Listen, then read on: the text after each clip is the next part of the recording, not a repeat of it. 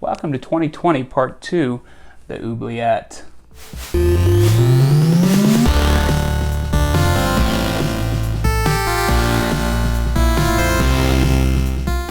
Greetings, denizens of the outer worlds. I'm Kris McClanahan with Deeply Dapper, and I'm an artist, author, publisher, creator, and entrepreneur. And here on the Cluttered Kraken, we talk about what it's like to create on a budget, stay creative, and what it's like to be a self-employed geek out chasing his passions in the world in 2020. If you haven't subscribed yet, make sure you hit the subscribe button, ring that little bell so you get notifications about new videos, and stay tuned. We have a lot of fun stuff coming up. So in part 1 of our 2020 rundown, I talked about what it was like to be a comic convention artist and a self-employed creator in the early part of 2020, before the plague, as we're calling it, really took hold. We ended the video in March as our conventions started canceling, and we found ourselves at home in spring for the first time ever without a convention ahead of us.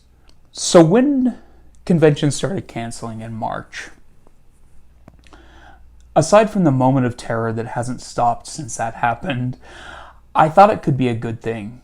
In January, we launched a magazine called Tabletops and Tentacles. We kickstarted it, and we began writing and creating and publishing our own indie magazine, which is another series of videos that I'm working on, so stay tuned for that. Make sure you hit that subscribe button. So another downside, however, is that we had been planning for this magazine with our shows. We had scheduled panels that we were going to record to use as content in the magazine. We had scheduled interviews with creatives and celebrities and game designers and graphic artists and pretty much any type of geeky job that we could think of. We had scheduled interviews with, and we had over a year's worth of content scheduled at these conventions across the United States that we were going to record. So that was difficult, and the simple fact was we were like, oh, no problem, we'll just Skype, we'll Zoom, we'll just get a hold of them. And I started writing them all and letting them know what was going on, and they were like, hey, no problem, we'll just hook up online, we'll do the same thing that way, piece of cake. So we went into mid-March pretty excited in some ways. Now, it was still really hard. If you didn't watch the first video, all of these cancellations meant that the thousands of dollars that we had put into the shows are still in the shows. They're just not going to make us any money until 2021 or beyond. So we had virtually no income at that point. We have an online shop. You can find links to all of that in the description below. But the online shop was a tiny side business to what we made at conventions. And I'm not real great at social media. That's something that I need to work more at. For us, the conventions were our social media. We were surrounded by 50,000 people every weekend, and we'd learned how to stand out and be something special at those shows. So this was a totally different mindset for us. And it's something that, as an older guy, I'm 42, so in the world of comic creators, there's the old grognards and there's the young bucks. And I'm a lot closer to the old grognards than I am the young bucks these days.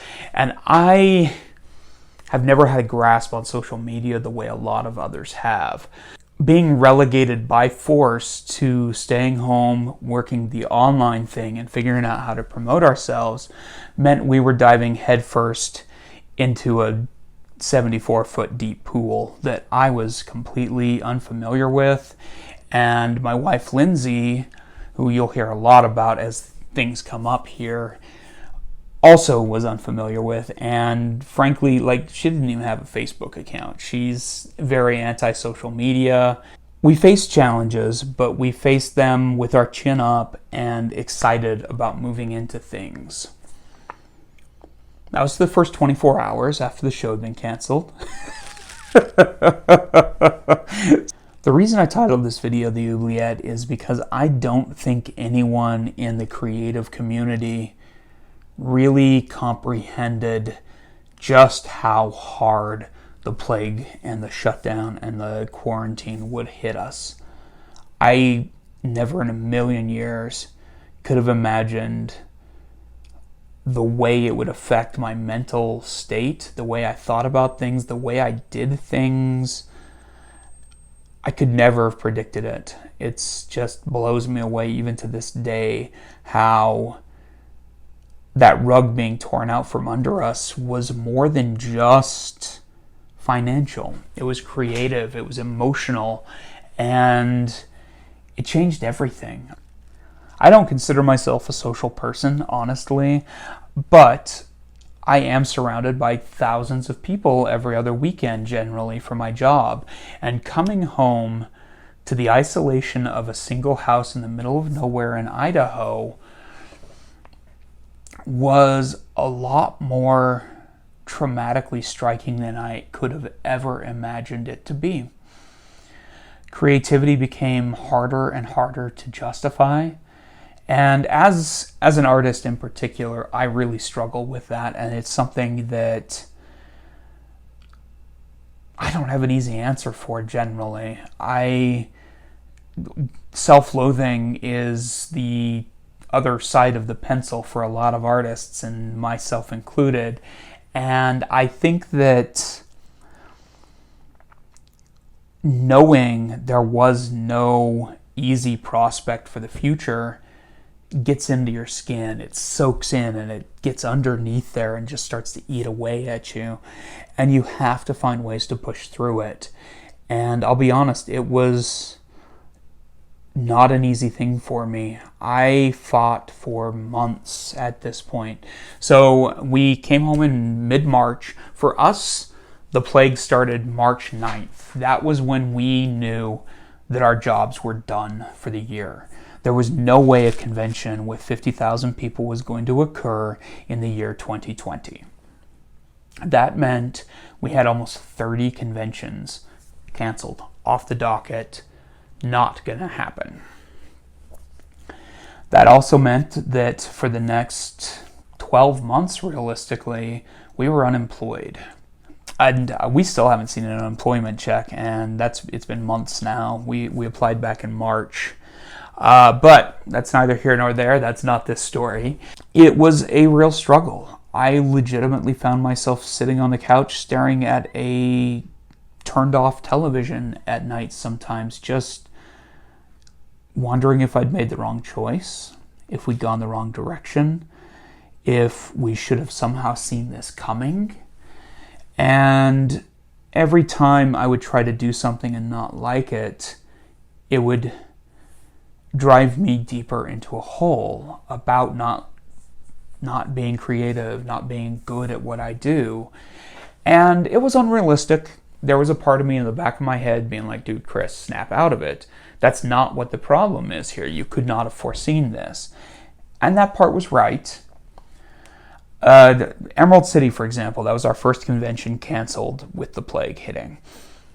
We had no reason not to expect to make a few grand off of that one weekend, because although we'd not done Emerald City before, we'd done shows comparable to it. The Seattle area in particular does very well for us. And we had so much excitement built around the fact that we were finally at that show that we'd already been pre-selling our convention exclusive product that we'd made.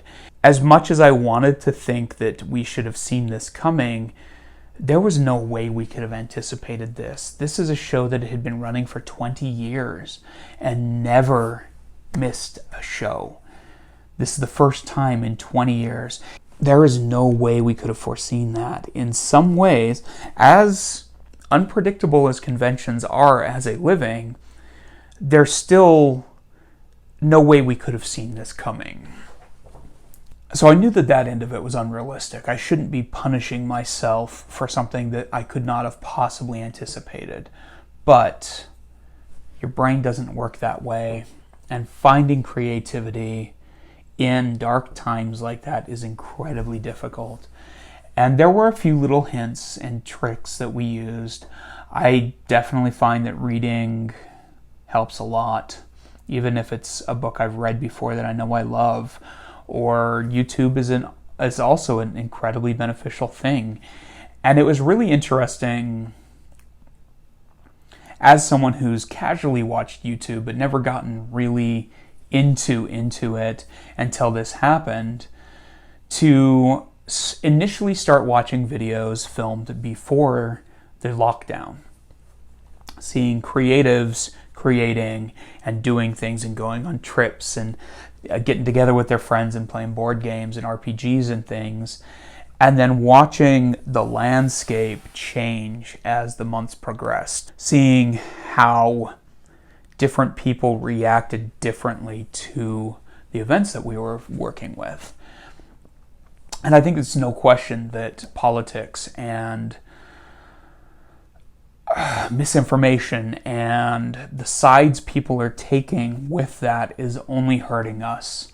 There is nothing good that can come from controversy and anger and butting heads about something that is just a fundamental difference in belief. There is nothing about that that is beneficial to creatives or just a general healthy mindset, whether you're trying to be an entrepreneur or an artist or you work at a drive-thru. And for a lot of people, this disconnect where we were unemployed and lost and floating in a world that was different from what we were used to. We had to wear masks to go to the grocery store, and you couldn't go to some of the stores because they were closed. That, for some people, can be really inspirational because it's so weird.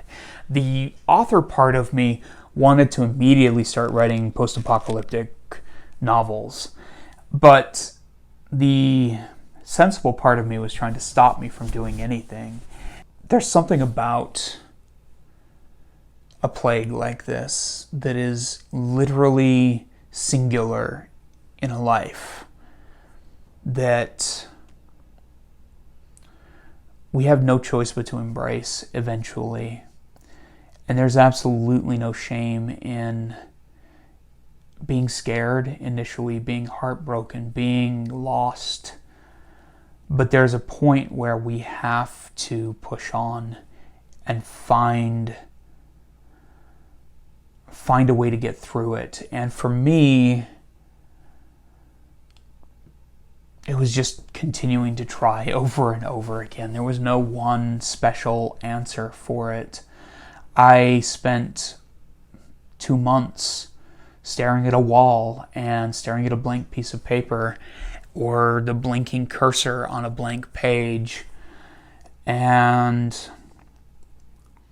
I don't know that I ever really recovered the same way I was before. And I think for a lot of people, it's still the same thing, even now, 6 months later. I think that for a lot of people, this was not only singular, but it was life-changing and life-altering. And even just the landscape of the creative world we live in is different now. And I don't think there's anything wrong with that. I think what happened with the plague was life-changing, and it still is world-altering in so many ways. And if you were a creative out there that's struggling, don't stop struggling. Don't stop pushing. Don't give up. Keep trying what you do, because there was a point where everything was really coming down on top of me, and doing something trivial like a geeky magazine or drawing a comic book seemed like the most useless thing I could choose to do. What's the point of that when hundreds of thousands of people are dying and people are out of work across the country? Why would making a piece of art be worthwhile during all of that? And I realized that what I was doing to try and get out of the funk that I was in was looking at pieces of art. I was flipping through Spectrum and art books, and I was watching films that inspired me in an attempt to get out of that funk. And I realized that that's what art does. It inspires you. It makes you want to be creative, and it changes the way you look at the world and think about things. And for you to ever think that what you're making isn't part of that and isn't worthwhile is wrong. And as hard as it can be, even if you have to try something different for a while, continuing to push to be creative is one of the most important things that we as human beings can do. And it shows the way to look at the world in a different fashion than someone else does. And that's what makes us all so damn important. And there's no shame in that being hard. There's no shame in not knowing how to do it right now or then or at any time, whether it's a post-apocalyptic plague or a Wednesday. There's no shame in not feeling creative and struggling. The only thing that's shameful is thinking you're not important and that what you're doing isn't unique and cool and different. That kind of thing is important, and it does make the world a better place. And I think so this video really just covers March and April for us in 2020, and I was already at the point where death, doom, and destruction and creativity was a waste hit. And things just got harder for us, but these things I'm saying right now are still just as important as they were then. Find ways to do something different. If you're an artist and you can't draw, try writing a short story. If you're a nature photographer and you can't get out there to photograph nature, look into macro photography or start a YouTube channel where you're filming your equipment and what you do. Do tutorials. One of the reasons I'm making videos on YouTube is because I found them so beneficial and helpful and inspiring to see other people being creative and passionate about something they believe in that helps other people be creative. And I love that. I mentioned on one of these videos that I'm awful at social media, and it's still 100% true. But to me, YouTube is something different. It's more long-lasting, and it has a stability to it. It's like making a sculpture versus a sandcastle. On Twitter or Facebook, you can post something, and yeah, it's still there, but will anybody ever see it again? Unless it goes viral, probably not.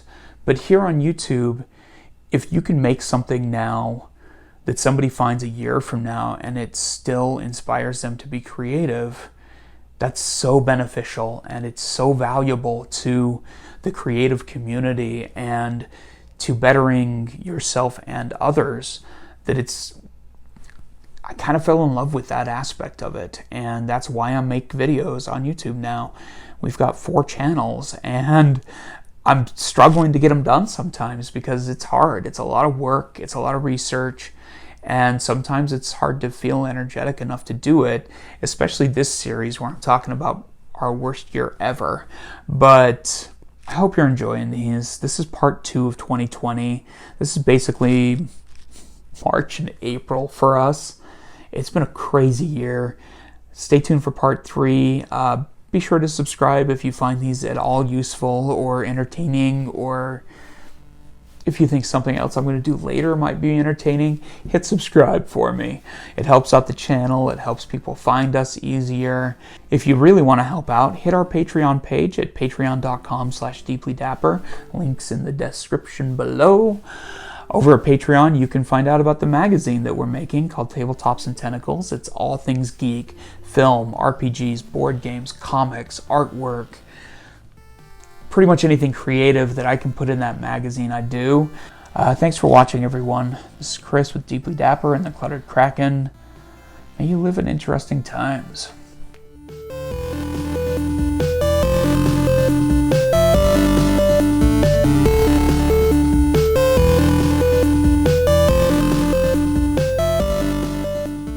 What's up, everyone? I'm Kris McClanahan. Kris McClanahan. I'm Kris McClanahan.